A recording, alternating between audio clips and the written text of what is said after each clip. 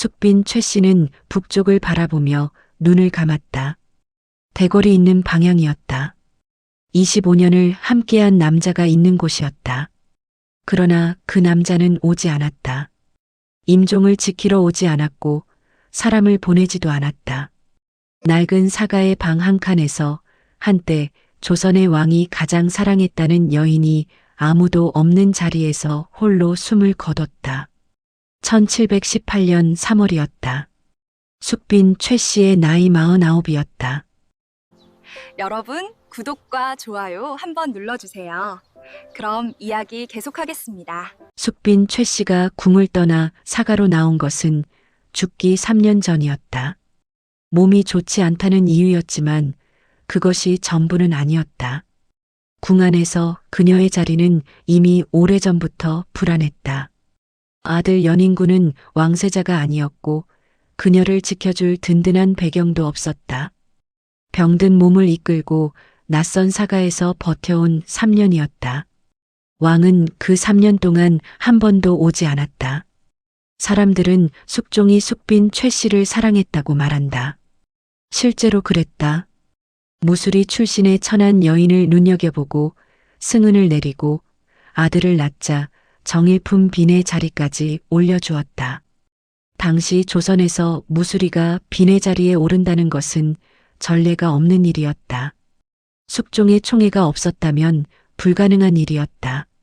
그런데 그 남자가 임종을 외면했다. 25년을 함께했다는 것이 무색할 만큼 차가운 결말이었다. 숙빈 최 씨가 사가에서 병석에 누웠다는 소식이 궁에 전해졌을 때 숙종은 움직이지 않았다. 문안 한 번 보내지 않았다는 기록도 있다.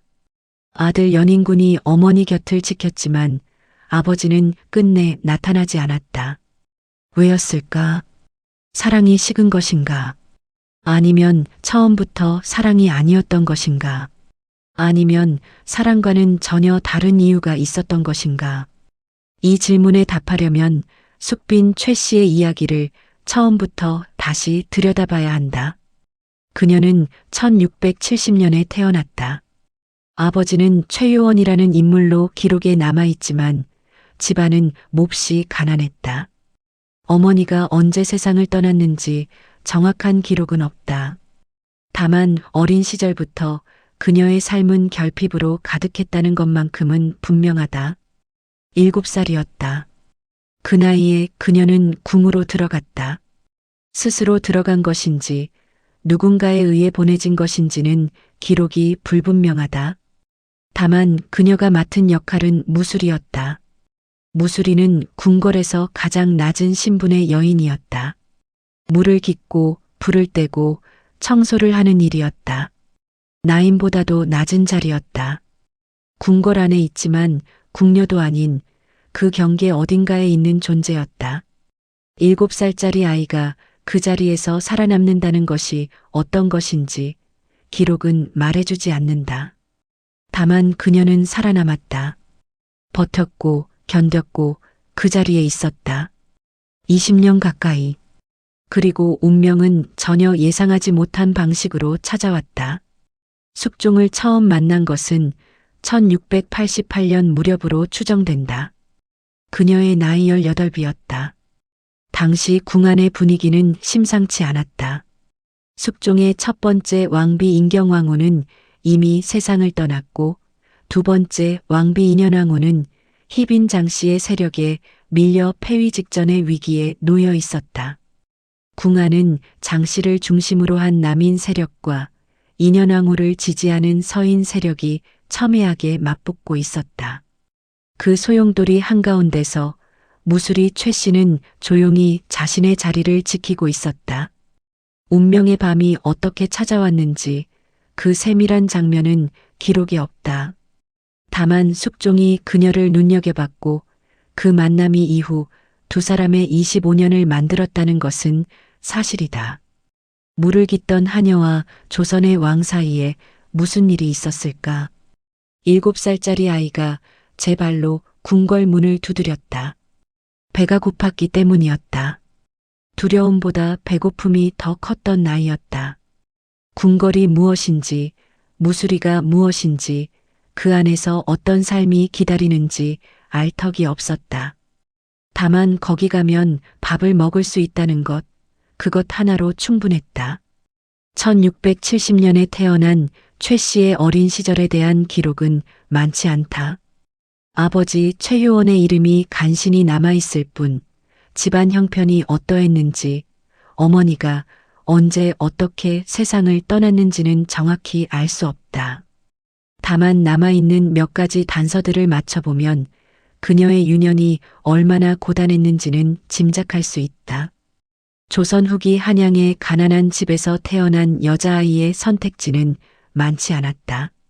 부잣집 행랑채에 들어가 허드렛 일을 하거나 누군가의 집에 종으로 들어가거나 아니면 궁궐의 가장 낮은 자리를 두드리거나, 세 가지 중 그나마 먹고 자는 것이 해결되는 곳이 궁궐이었다. 밥과 잠자리가 보장되는 대신 평생을 그 안에서 살아야 했다. 무수리는 궁녀가 아니었다. 이 차이는 중요하다. 궁녀는 정식으로 선발되어 교육을 받고 내명부의 위계 안에 속하는 존재였다. 반면 무수리는 그 위계 밖에 있었다. 궁 안에서 일하지만 궁녀도 아니고 종도 아닌 어중간한 신분이었다. 물을 길어 나르고 아궁이에 불을 지피고 마당을 쓸고 빨래를 하는 일이 그들의 몫이었다. 궁궐 안에 있으면서도 궁궐의 주인들에게 보이지 않는 존재였다. 7살의 최 씨가 그 자리에 들어갔다. 아이에게 주어진 일이 무엇이었는지는 기록이 없다. 그러나 당시 무수리의 삶을 미루어 보면 그것이 결코 가벼운 것이 아니었음은 분명하다. 새벽에 일어나 물을 길어야 했고 궁궐의 긴 복도를 오가며 온갖 허드렛 일을 맡았다. 나인들에게 치이고 상궁들의 눈치를 봐야 했다. 어린 몸으로 버텨내야 하는 삶이었다. 그러나 최 씨는 버텼다. 10년이 지나고 20년 가까운 시간이 흘렀다. 7살에 들어온 아이는 어느새 어른이 되어 있었다. 궁궐의 구석구석을 알았고 어떻게 처신해야 눈에 띄지 않는지도 알았다. 낮은 자리에서 오래 살아남은 사람만이 갖는 조용한 눈치와 단단함이 그녀에게 쌓여 있었다. 당시 궁 안의 분위기는 어수선했다. 숙종의 첫 왕비 인경왕후가 1680년에 세상을 떠났고 1681년에 인현왕후가 두 번째 왕비로 들어왔다. 그러나 궁 안의 권력은 이미 희빈 장씨를 중심으로 재편되고 있었다. 장씨는 남인 세력의 지지를 등에 업고 숙종의 총애를 독차지하다시피 했다. 인현왕후는 아이를 낳지 못했고 장씨는 1688년 왕자를 낳았다. 궁 안의 무게추가 완전히 기울어지는 순간이었다. 이 긴장 속에서 최 씨는 조용히 자신의 일을 했다. 그녀가 어느 처소에서 일했는지, 누구의 눈에 처음 띄었는지는 정확하지 않다. 다만 한 가지 이야기가 전해진다. 폐위 위기에 처한 인현왕후를 가까이서 모시며 다른 무수리들이 눈치를 보며 슬금슬금 발을 뺄 때도 최 씨는 자리를 지켰다는 것이다. 권력이 어디로 기울었는지를 알면서도 이미 기울어진 쪽이 아닌 자신이 섬기던 자리를 지킨 것이었다. 이 이야기가 사실이라면 그것은 단순한 충심이 아니었다. 권력의 눈치를 보지 않고 자리를 지키는 것은 어리석은 일처럼 보일 수도 있었다. 하지만 그 모습은 누군가의 눈에 닿았다. 그리고 그 누군가가 조선의 왕이었다는 것이 이 평범한 무수리의 삶을 전혀 다른 방향으로 틀어놓게 된다. 7살에 배고픔을 피해 들어온 궁궐에서 그녀는 아무도 예상하지 못한 운명을 기다리고 있었다. 숙종이 그녀를 처음 눈여겨본 것은 아마도 그 장면이었을 것이다. 다른 이들이 등을 돌릴 때 홀로 자리를 지키는 무수리. 권력이 어디로 기울었는지 모를 리 없으면서도 섬기던 주인의 처소를 떠나지 않는 여인. 숙종은 그 모습을 보았다. 그리고 그것이 이 모든 이야기의 시작이었다. 1688년은 궁안이 가장 뒤숭숭하던 시절이었다. 희빈 장씨가 왕자를 낳으면서 궁의 무게추는 완전히 장씨 쪽으로 기울어져 있었다. 남인 세력은 이 기회를 놓치지 않았다. 왕자를 낳은 장씨를 왕비로 올리고 아이를 낳지 못한 인현왕후를 폐위해야 한다는 주장이 조정 안에서 공공연히 나오기 시작했다. 숙종도 그 흐름에서 자유롭지 않았다. 장씨에 대한 총애가 깊었고 왕자를 얻었다는 기쁨이 컸다. 인현왕후의 처소는 조용했다. 아니, 조용한 것이 아니라 비어가고 있었다. 눈치 빠른 궁녀들과 무수리들은 이미 움직이기 시작했다. 기울어지는 쪽에 빨리 붙는 것이 궁궐에서 살아남는 방식이었다. 인현왕후 주변의 사람들이 하나둘 발을 빼는 동안 최 씨는 그 자리에 있었다. 물을 길어왔고 불을 뗐고 마당을 쓸었다. 달라진 것은 없었다. 어제도 그 일을 했고 오늘도 그 일을 했다. 숙종이 언제 어떤 경로로 그녀를 보게 되었는지 정확한 기록은 없다. 다만 야사에는 이런 이야기가 전해진다. 어느 날 밤 숙종이 인현왕후의 처소 근처를 지나다가 홀로 묵묵히 일하는 무수리를 보았다는 것이다. 처소가 비어가는 분위기 속에서도 아무 일 없다는 듯 제 일을 하고 있는 그 모습이 숙종의 시선을 붙잡았다는 것이다. 이 이야기가 어디까지 사실인지는 확인할 수 없다. 하지만 숙종이 최 씨를 처음 눈여겨보게 된 계기가 그녀의 처신과 태도였다는 것은 이후의 흐름과 맞닿아 있다. 숙종은 원래 사람을 볼 줄 아는 군주였다. 황국을 반복하며 신하들을 읽어내는 능력이 뛰어났고 사람의 본심과 겉모습을 구별하는 눈이 있었다. 권력이 기울었을 때 등을 돌리는 자와 아무것도 바라지 않고 자리를 지키는 자를 구별할 수 있었다. 최 씨에게서 본 것은 계산이 없는 충심이었다. 그것이 숙종의 마음을 건드렸다. 승은이 내려진 것은 1688년 말 무렵으로 추정된다. 무수리에게 왕이 승은을 내리는 것은 극히 드문 일이었다. 궁녀에게 승은이 내려지는 경우는 있었지만 무수리는 내명부의 위계 밖에 있는 존재였다. 그 경계를 넘는다는 것 자체가 파격이었다.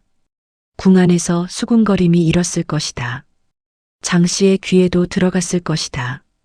그러나 숙종은 개의치 않았다. 최 씨는 승은을 입은 뒤 수건의 자리에 올랐다. 내명부의 정식 위계 안으로 들어오게 된 것이었다. 무수리에서 수건으로 궁궐 안에서 보이지 않는 존재였던 여인이 처음으로 이름을 가진 자리에 서게 되었다. 하지만 기쁨은 온전하지 않았다. 바로 그 무렵 궁 안의 권력 다툼은 정점을 향해 치닫고 있었다. 1689년 기사왕국이 터졌다.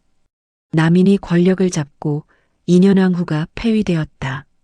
최 씨가 충심으로 섬기던 그 주인이 궁에서 쫓겨난 것이었다. 장 씨가 왕비의 자리에 올랐다. 궁 안의 세상이 완전히 뒤집혔다. 최 씨의 처지는 한순간에 달라졌다. 숙종의 승은을 입은 여인이었지만 새로 왕비가 된 장 씨의 눈밖에 난 존재이기도 했다. 인현왕후의 처소를 끝까지 지켰다는 것, 그 사실 하나만으로도 장 씨에게 최 씨는 눈의 가시였다. 가장 높은 자리에 오른 여인의 저기를 한 몸에 받게 된 것이었다. 운명의 손길은 언제나 기쁨과 위기를 함께 들고 온다. 최 씨에게 찾아온 운명도 그랬다. 왕의 눈에 든 것과 왕비의 눈밖에 난 것이 같은 순간에 일어났다. 그리고 이 두 가지가 만들어낼 파국은 아직 시작도 하지 않은 것이었다. 물을 깃던 여인이 왕의 아들을 품었다. 궁 안에서 그 소식이 퍼졌을 때 반응은 둘로 갈렸다. 숙종의 총애를 확인한 이들은 조심스럽게 최 씨를 다시 보았고 장 씨의 편에 선 이들은 싸늘한 시선을 거두지 않았다. 무수리 출신이 아이까지 가졌다는 것은 궁 안의 질서를 뒤흔드는 일이었다. 1689년은 최 씨에게 가장 극적인 해였다. 기사왕국으로 인현왕후가 폐위되고 장 씨가 왕비의 자리에 오른 바로 그 해, 최 씨는 임신을 했다. 시기적으로 이보다 더 복잡할 수 없었다.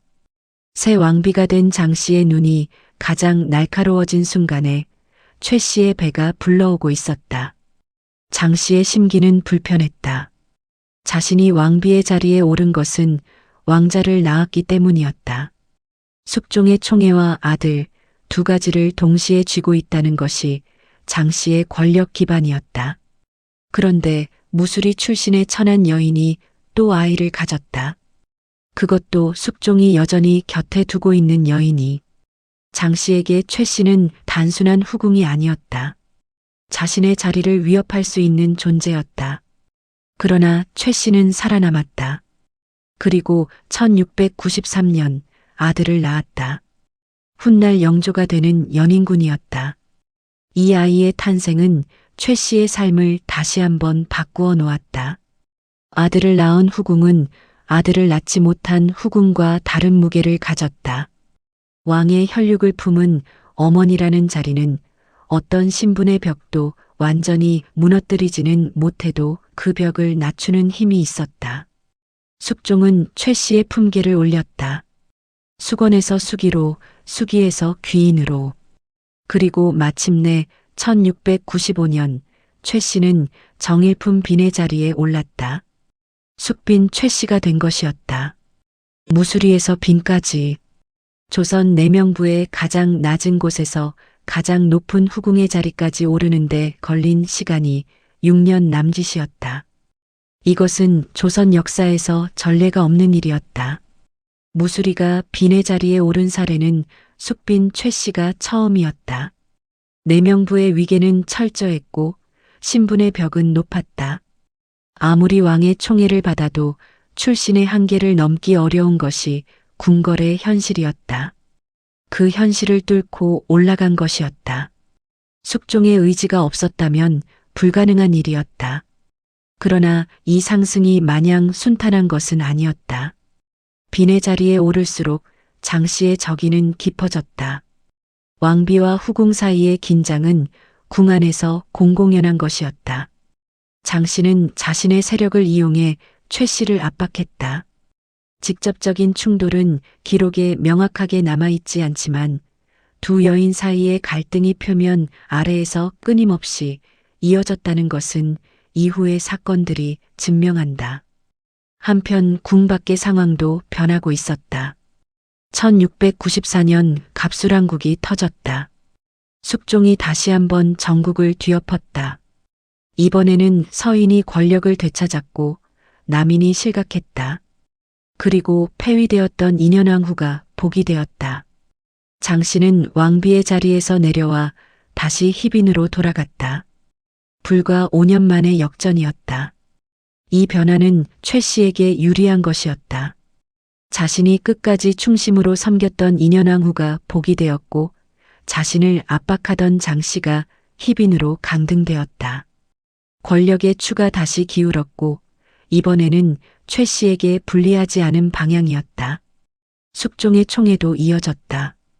겉으로 보면 최 씨의 자리는 그 어느 때보다 안정된 것처럼 보였다. 그러나 궁궐 안의 안정은 언제나 착시였다. 희빈으로 강등된 장 씨는 물러서지 않았다. 오히려 더 깊은 곳에서 더 어두운 방식으로 움직이기 시작했다. 그리고 그 움직임의 끝에는 최 씨와 그녀의 아들이 있었다. 아이가 뱃속에 있을 때부터 위협은 시작되었다. 희빈으로 강등된 장 씨는 겉으로는 조용했다. 그러나 그 조용함이 오히려 더 무서운 것이었다. 권력을 잃은 자가 조용할 때 그것은 포기가 아니라 다른 방법을 찾고 있다는 신호였다. 장 씨가 찾은 방법은 정면 충돌이 아니었다. 더 은밀하고 더 깊은 곳에서 작동하는 것이었다. 1701년의 일이다. 인현왕후가 오랜 병환 끝에 세상을 떠났다. 궁 안에 상이 내려앉았다. 숙종은 깊은 슬픔에 잠겼다. 그런데 그 슬픔이 채 가시기도 전에 궁 안에서 충격적인 이야기가 흘러나오기 시작했다. 희빈 장씨가 인현왕후를 저주했다는 것이었다. 취선당 서쪽 깊은 곳에 신당을 차려놓고 무당을 불러 구슬하고 인현왕후의 죽음을 빌었다는 것이었다. 그리고 그 저주의 화살이 인현왕후에게만 향한 것이 아니었다. 숙빈 최 씨와 그녀의 아들 연인군도 표적이었다는 이야기가 함께 나왔다. 신당 안에서 발견된 것들 중에 최 씨와 연인군을 겨냥한 흔적이 있었다는 것이다. 아이를 낳고 빈의 자리에 오른 순간부터 최 씨 모자는 장 씨의 적의 안에 들어와 있었다. 최 씨가 이 사실을 언제부터 알았는지는 정확하지 않다. 다만 그녀가 두려움 속에서도 아들을 지키기 위해 버텨온 시간이 있었다는 것은 분명하다. 연인군은 태어날 때부터 순탄하지 않은 환경 속에 있었다. 어머니는 무술이 출신이었고 아버지의 총애는 있었지만 그것이 언제까지 이어질지 알 수 없었다. 장 씨의 아들인 세자가 있었고 연인군은 그 그늘 아래 있었다. 궁 안에서 왕자로 산다는 것이 반드시 안전을 의미하지는 않았다. 오히려 왕위 계승과 관련된 자리에 있을수록 위험은 더 가까이 있었다. 세자의 어머니인 장 씨에게 연인군은 언젠가 세자의 자리를 위협할 수 있는 존재였다. 아직 어린아이였지만 그 아이가 자라면 어떤 변수가 될지 모른다는 것을 장 씨는 알고 있었다. 최 씨는 이 긴장 속에서 아들을 키웠다. 기록에 남아있는 최 씨의 성품은 조용하고 신중한 것이었다. 나서지 않고 눈에 띄지 않으려 했다. 무술이 시절부터 몸에 밴 처신이었다. 궁 안에서 살아남는 방법이 무엇인지를 누구보다 잘 알았다. 적을 만들지 않고 분쟁에 휘말리지 않고 조용히 자리를 지키는 것. 그러나 장 씨의 적이는 최 씨가 아무리 조용해도 사라지지 않는 종류의 것이었다. 저주 사건의 전모가 드러나는 과정에서 최 씨가 어떤 역할을 했는지는 다음 장에서 자세히 다루겠지만 이 시기 최 씨가 감내해야 했던 것은 단순한 심리적 압박이 아니었다. 몸도 성하지 않았다. 여러 차례의 임신과 출산이 최 씨의 몸을 소진시켰다. 연인군 외에도 최 씨는 여러 차례 아이를 잃었다. 태어나지 못한 아이들, 태어났다가 일찍 세상을 떠난 아이들. 그 상실들이 차곡차곡 쌓이며 최 씨의 몸과 마음을 갉아먹었다. 화려한 빈의 자리 뒤에는 이런 것들이 있었다. 그럼에도 최 씨는 쓰러지지 않았다. 살아남아야 했다. 자신을 위해서가 아니라 아들을 위해서였다. 연인군이 이 궁궐 안에서 버텨내려면 어머니가 먼저 버텨야 했다. 무술이 시절부터 익힌 그 단단함이 이 시기 최 씨를 지탱하는 유일한 힘이었다. 죽음의 문턱은 외부에서만 온 것이 아니었다. 안에서도 몸 안에서도 끊임없이 찾아오고 있었다. 그리고 최 씨는 그 모든 문턱을 넘으며 아들의 손을 놓지 않았다. 숙종과 최 씨가 처음 만난 것으로 추정되는 1688년부터 최 씨가 세상을 떠나는 1718년까지 두 사람이 같은 시간 안에 있었던 것은 25년이었다. 그 세월 동안 최 씨는 숙종의 곁에서 궁 안의 모든 풍파를 함께 버텼다. 기사왕국의 혼란 속에서도 갑술왕국의 소용돌이 속에서도 장 씨와의 긴 긴장 속에서도 최 씨는 그 자리에 있었다. 그런데 숙종이 내린 선언은 냉정했다. 후궁은 왕비가 될 수 없다. 이 말은 단순히 제도적인 규정이 아니었다. 최 씨와 숙종 사이에 놓인 넘을 수 없는 경계를 다시 한번 확인하는 것이었다. 아무리 오래 함께했어도 아무리 깊은 총애를 받았어도 최 씨는 결국 후궁이었다. 그 자리 너머로는 갈 수 없었다. 권력의 논리는 감정의 논리와 달랐다. 숙종이 최 씨를 사랑하지 않았다고 단정할 수는 없다. 무술이 출신의 여인을 정일품 빈까지 올린 것은 총애 없이는 불가능한 일이었다. 그러나 숙종에게 최 씨는 사랑의 대상이기 이전에 정치적 고려의 대상이기도 했다. 장씨 사건이 남긴 교훈은 후궁을 왕비로 올리는 것이 얼마나 큰 혼란을 만들어내는지였다.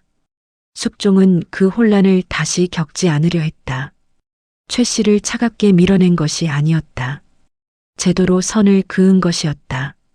그러나 그 선이 최 씨에게 어떻게 느껴졌을지는 제도와 감정이 항상 같은 방향을 향하지 않는다는 것을 아는 사람이라면 짐작할 수 있다.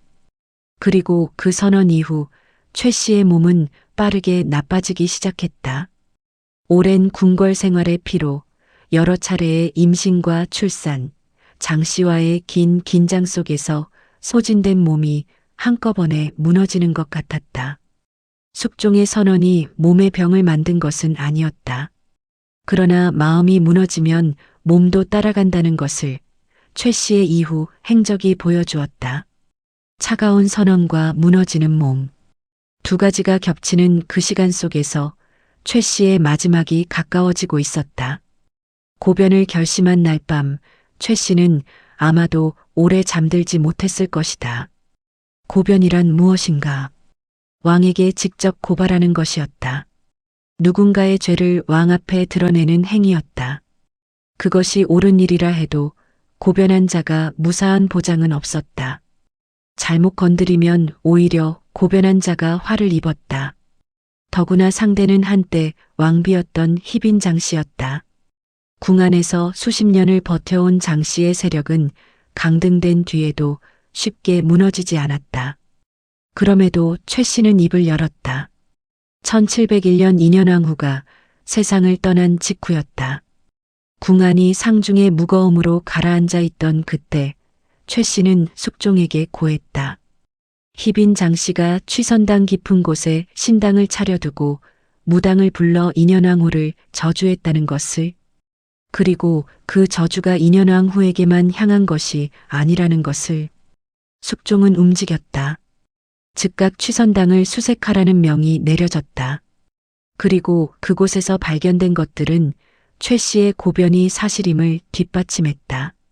신당의 흔적, 저주에 쓰인 물건들, 무당을 불렀다는 증언들이 나왔다. 숙종의 얼굴이 굳었다. 이미 세상을 떠난 인현왕후를 향한 분노와 슬픔이 한꺼번에 터져나왔다.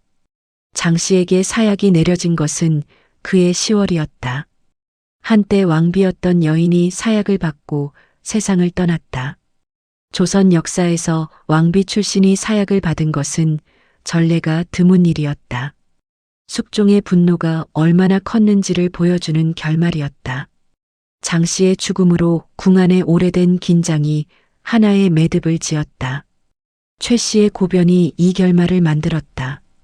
그러나 이것을 단순히 최 씨의 승리로 읽는 것은 맞지 않는다. 최 씨가 고변을 결심한 것은 장 씨를 제거하기 위해서가 아니었다. 적어도 기록이 전하는 최 씨의 성품과 행동 방식을 보면 그녀는 그런 방식으로 움직이는 인물이 아니었다. 고변의 이유는 하나였다. 아들이었다. 연인군은 아직 어렸다. 세자의 자리는 장 씨의 아들인 경종이 굳건히 차지하고 있었고 연인군은 그 아래에 있었다. 장 씨가 살아있는 한 그 적의는 계속될 것이었다. 저주 사건의 표적 중에 연인군이 포함되어 있었다는 것이 최 씨를 움직인 결정적인 이유였다. 어머니로서 더 이상 침묵할 수 없는 순간이었다. 죽음을 무릅쓴 선택이었다. 고변이 받아들여지지 않거나 장 씨의 세력이 역으로 최 씨를 몰아붙인다면 결과는 반대가 될 수도 있었다. 최 씨는 그 가능성을 모르지 않았을 것이다.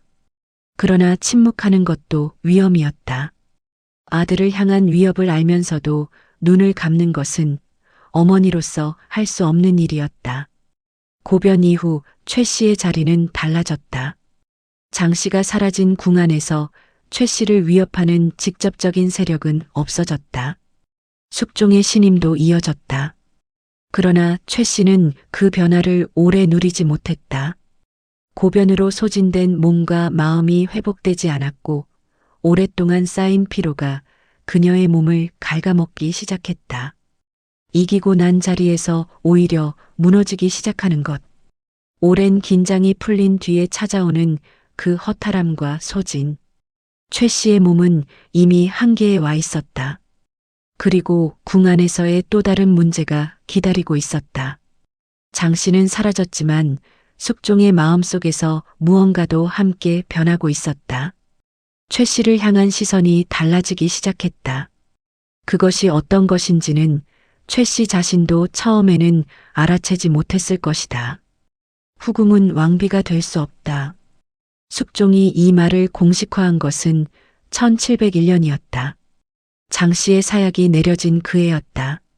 한때 후궁이었던 장 씨가 왕비의 자리에 올랐다가 비극적인 결말을 맞이한 것을 본 숙종은 다시는 후궁이 왕비가 되는 일이 없어야 한다는 것을 법도로 못 박았다. 후궁은 후궁의 자리에 머물러야 한다는 선언이었다. 이 선언이 누구를 향한 것인지 궁 안의 사람들은 알았다. 장 씨를 겨냥한 것이기도 했지만 동시에 최 씨를 향한 것이기도 했다. 최 씨는 당시 궁 안에서 가장 총애받는 후궁이었다. 장 씨가 사라진 뒤 숙종의 곁에서 가장 가까운 자리에 있었다. 만약 후궁이 왕비가 될 수 있다는 가능성이 열려 있었다면 최 씨는 가장 유력한 후보였다. 숙종은 그 가능성을 원천 차단한 것이었다. 최 씨가 이 선언을 어떻게 받아들였는지는 기록이 없다. 다만 그녀의 성품을 생각하면 크게 내색하지 않았을 것이다. 무수리 시절부터 몸에 밴 조용함이 있었다. 기대했다가 실망하는 것보다 처음부터 기대하지 않는 편이 낫다는 것을 오랜 시간이 가르쳐준 여인이었다. 그러나 그것이 아프지 않았다는 뜻은 아니었다. 25년이었다. 궁문이 닫혔다. 그리고 열리지 않았다. 최 씨가 궁밖 사가로 나간 것은 1715년 무렵이었다. 몸이 좋지 않다는 이유였다. 병든 후궁을 궁 안에서 계속 머물게 하는 것이 어렵다는 판단이었는지 아니면 다른 이유가 있었는지는 기록이 명확하지 않다. 다만 최 씨가 사가로 나간 뒤 숙종이 한 번도 찾아오지 않았다는 것은 분명한 사실이다. 사가는 궁궐이 아니었다. 화려한 처소도 없었고 시중을 드는 궁녀들도 많지 않았다. 왕의 총애를 받는 후궁이 머무는 곳이라 하기에는 초라한 공간이었다. 최 씨는 그곳에서 아들 연인군과 함께 지냈다. 연인군은 어머니 곁을 지켰다. 아버지가 오지 않는 자리를 아들이 채우고 있었다. 3년이었다. 1715년부터 1718년까지 최 씨는 그 사가에서 3년을 버텼다. 병은 나아지지 않았다. 오히려 시간이 갈수록 깊어졌다. 정확한 병명은 기록에 남아있지 않다. 다만 오랜 세월 궁궐 안에서 쌓인 것들이 한꺼번에 터져 나오는 것 같은 쇠락이었다. 숙종은 소식을 들었을 것이다. 후궁이 사가에서 병으로 눕고 있다는 것을 모를 리 없었다. 궁 안의 소식은 빠르게 퍼졌고 왕의 귀에 들어가지 않는 이야기가 없었다. 그러나 숙종은 움직이지 않았다. 문안을 보내지 않았고 약을 내리지 않았다는 기록도 있다. 25년을 함께한 여인이 궁 밖에서 죽어가고 있는데 왕은 그 자리에 없었다. 왜였을까? 여러 해석이 가능하다. 숙종 자신도 이 시기 건강이 좋지 않았다는 기록이 있다. 1720년에 세상을 떠나는 숙종이었으니 최 씨가 사가에 있던 3년 동안 숙종의 몸도 이미 기울어지고 있었을 것이다. 몸이 불편한 왕이 궁 밖까지 행차하는 것이 쉽지 않았을 수도 있다. 그러나 그것만으로는 설명이 되지 않는 부분이 있었다. 왕이 직접 가지 않아도 할 수 있는 것들이 있었다. 사람을 보낼 수 있었고, 약을 내릴 수 있었고, 위로의 말을 전할 수 있었다. 25년을 함께한 여인에게 할 수 있는 최소한의 것들이 있었다.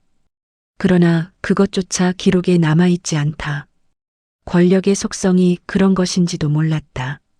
숙종에게 최 씨는 총애하는 여인이었지만 동시에 정치적 맥락 안에 있는 존재이기도 했다.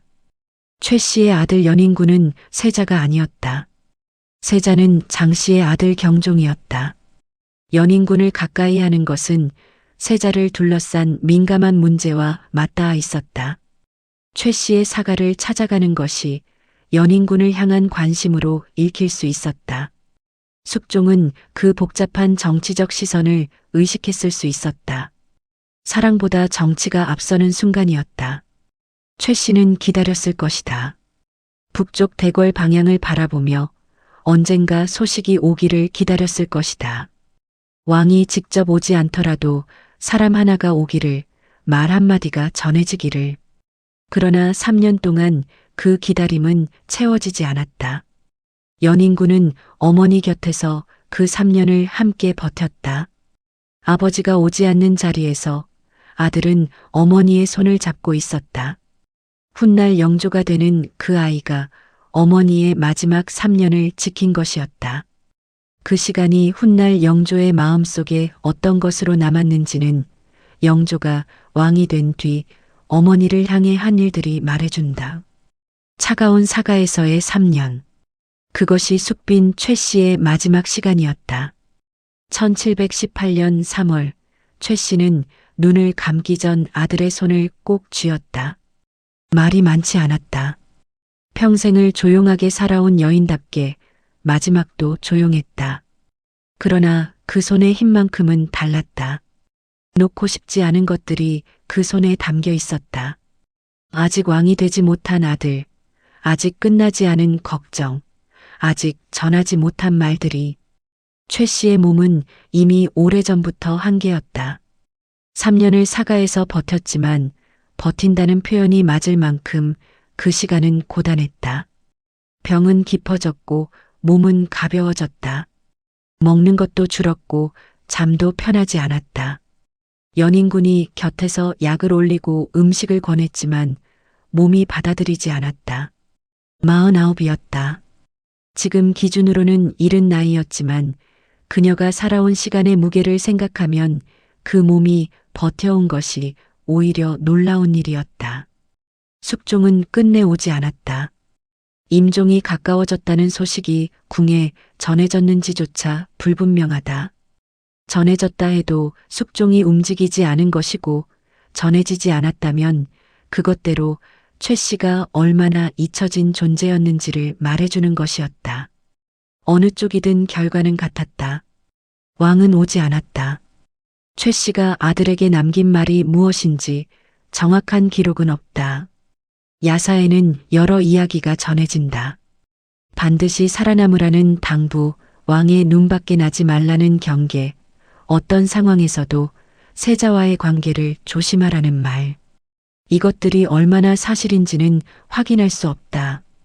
다만 최 씨가 아들에게 가장 전하고 싶었던 것이 무엇이었는지는 그녀의 삶 전체가 말해준다. 살아남는 것이었다. 최 씨는 7살에 궁에 들어온 순간부터 살아남는 법을 배웠다. 무수리 시절에도 승은을 입은 뒤에도 장 씨의 적의 속에서도 빈의 자리에 올라서도 살아남는 것이 전부였던 시간들이었다. 그 시간들이 가르쳐 준 것을 아들에게 전하고 싶었을 것이다. 연인군의 처지는 녹록하지 않았다. 어머니가 무수리 출신이라는 것은 평생 따라다니는 꼬리표였다. 세자는 따로 있었고 연인군은 왕자이지만 왕이 될 자리와는 거리가 있었다. 세자를 둘러싼 정치적 갈등 속에서 연인군은 늘 조심해야 했다. 너무 나서도 안 되고 너무 물러서도 안 되는 자리였다. 어머니가 눈을 감은 뒤 그 자리를 혼자 버텨야 한다는 것을 최 씨는 알고 있었다. 손을 놓기 전에 최 씨가 바라본 것은 북쪽이었다. 대궐이 있는 방향이었다.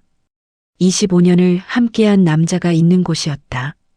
원망이었는지 그리움이었는지 아니면 아들의 앞날을 향한 기도였는지는 알 수 없다. 다만 그 시선이 마지막까지 그곳을 향했다는 것은 최 씨의 삶이 끝까지 그 궁궐과 연결되어 있었음을 말해준다. 1718년 3월 9일 숙빈 최 씨가 세상을 떠났다. 사가의 낡은 방 한 칸에서였다.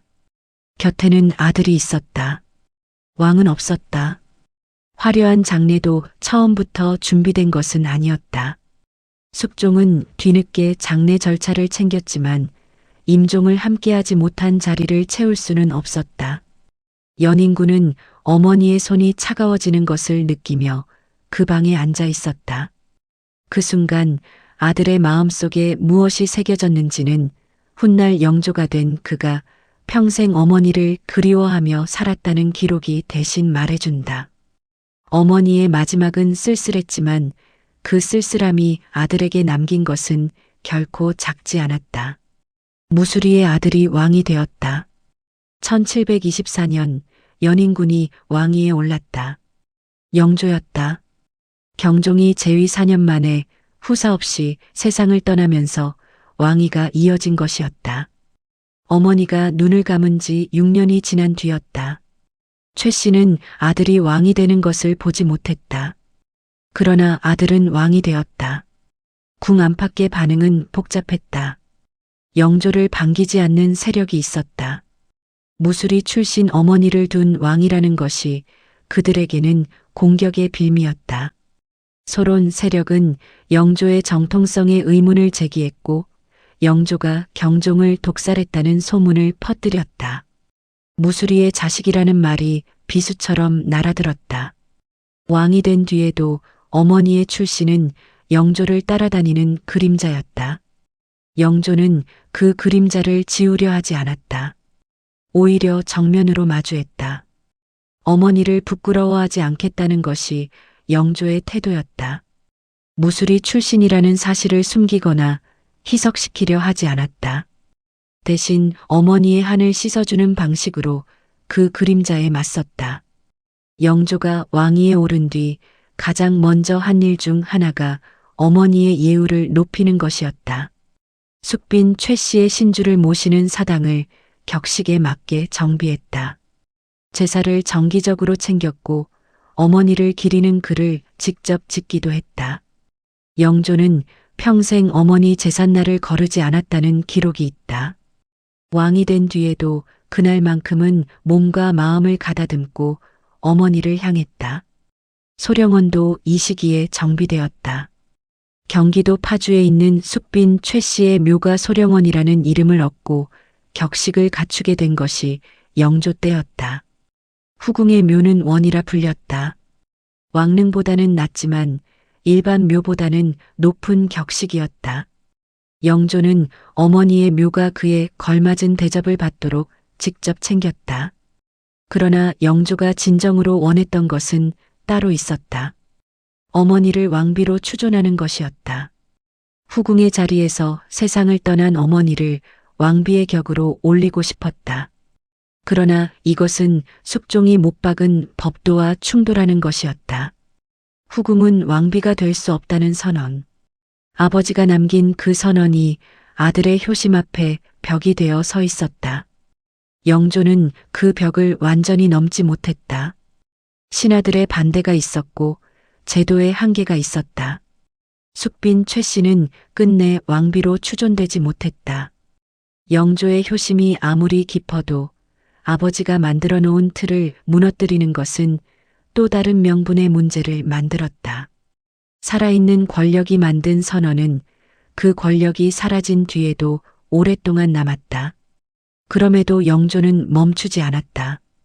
왕비 추존은 이루지 못했지만 어머니의 이름을 높이는 다른 방법들을 찾았다.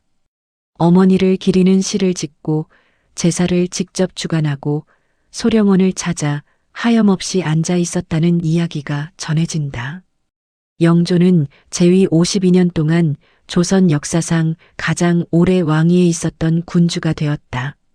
그 긴 시간 동안 어머니를 향한 마음은 한 번도 식지 않았다. 무수리의 아들이 52년을 왕으로 살았다. 7살에 배고픔을 피해 궁궐문을 두드린 여인의 아들이 그 궁궐의 주인이 된 것이었다. 최 씨는 보지 못했지만 그녀가 목숨을 걸고 지킨 아들은 살아남았다. 반드시 살아남으라는 마지막 당부가 52년의 세월로 이어진 것이었다. 역사는 때로 이런 방식으로 대답한다. 가장 낮은 곳에서 시작한 사람의 이야기가 가장 긴 이름으로 남는 것으로. 숙빈 최 씨의 삶을 보며 어떤 마음이 드셨나요? 댓글로 여러분의 생각을 들려주세요.